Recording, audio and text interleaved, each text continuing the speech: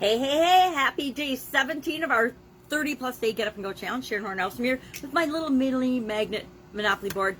Pass, go, collect $200. Remember, if we take action, that's how we get results in our life.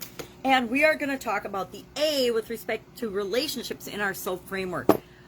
Yesterday and the day before, I started talking about and sharing with respect to the area of relationships. Remember, we've got the key areas and aspects of our life: physical, mental, emotional, spiritual, financial, relationships, contribution, and then this time through the Get Up and Go SOAP challenge, I am adding communication and confidence, because I'm adding communication and confidence to the foundational things that I am personally working on in 2021.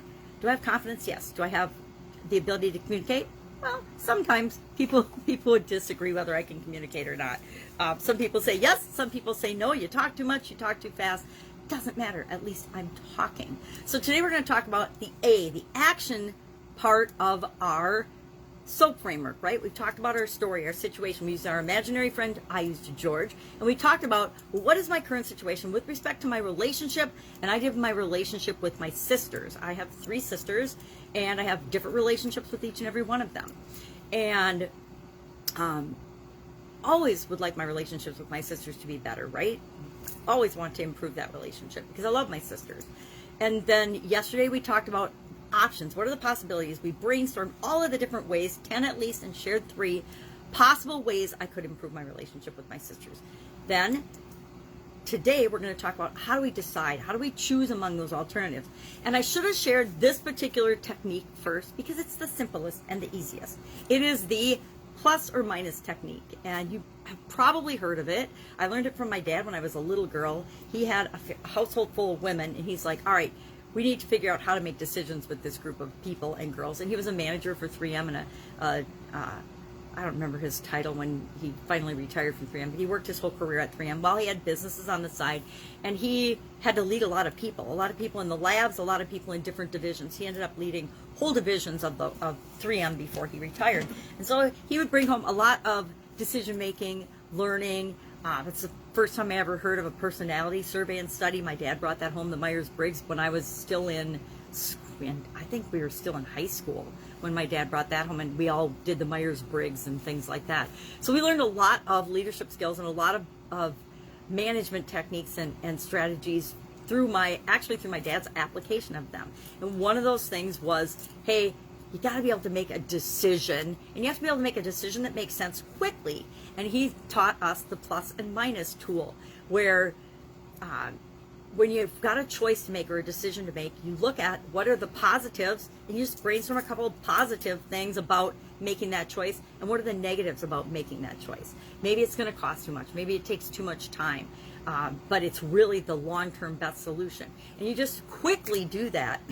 And I've actually used that particular tool my entire life. I've used it on and off for all kinds of decisions, especially decisions where it was very subjective and it was based a lot on my feeling about things and soft and mushy type things that needed to have a decision made about them, more than cold hard facts and subjective information that I could, and data that I could collect to support my particular choice one way or the other. For example, I used the plus or minus strategy when I decided if I was going to marry my husband or not. Now we're divorced after 25 years, so I guess maybe that wasn't the best use of that. But I remember he found it later on after we'd been married a while. I don't know why I didn't throw it away, but he found it. He was all mad because of some of the stuff that was on the negative column. And I'm like, hey, it's just what it is. Here's all your strengths and the things I love about you. Here's the things that were negative and drawbacks, and I still married you, so what are you mad about? But all you do is you make a list of the positive things, a list of the negative things, and then you look at that list and you say, what makes sense for me? Now I want to teach you another technique, but that's one that we all can always have in our back pocket. You can do that in your head, anywhere, anytime. Decide where you want to eat for dinner. Have you ever gone out with a group of people and you got 6 or 8 adults and nobody can make a choice or decision where you're going to go? Hate that. Always hated that. Especially groups of women. We'd go out to eat or lunch. Nobody could decide where to go. It's like, all right, I'd always have 3 places in my head before we went and decided that we were going to go somewhere. So we could just pick among those 3.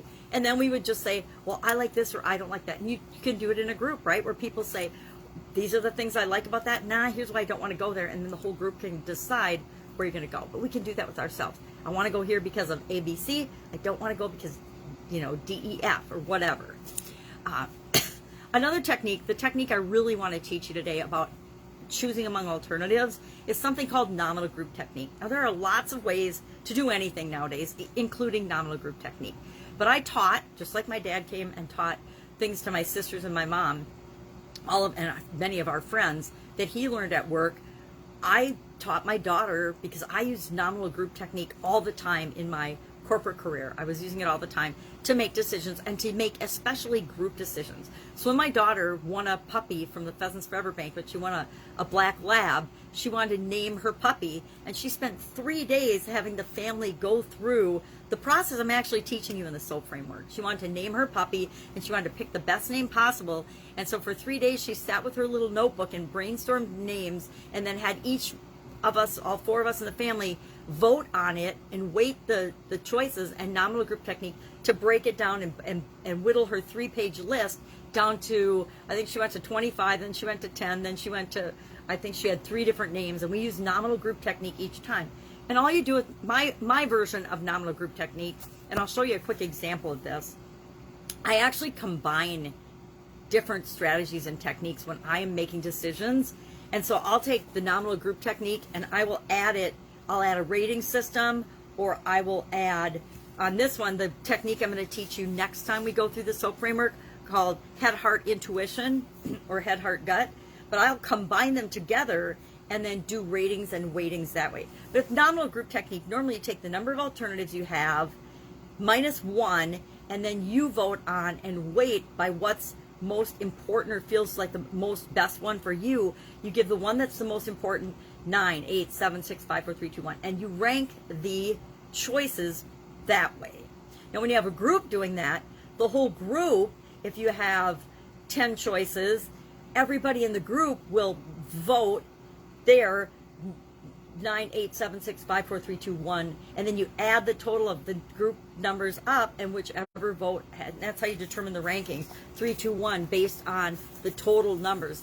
The one that gets the most votes is the biggest priority to the most people, therefore it is the number 1 choice, things like that. So that's just a really quick and dirty version of nominal group technique. So I'm going to take and look at, where is my list of options and things I could do with my sisters. And I picked, what 3 did I pick? I picked shop, go out to eat, call. And so I'm going to take and I'm going to use, I could quickly and easily use my plus and minus one. It's pretty easy to just call my sisters. I could call them all, except one talks for like 2 hours on the phone, but I could call in and call her last at bedtime. So it doesn't take so.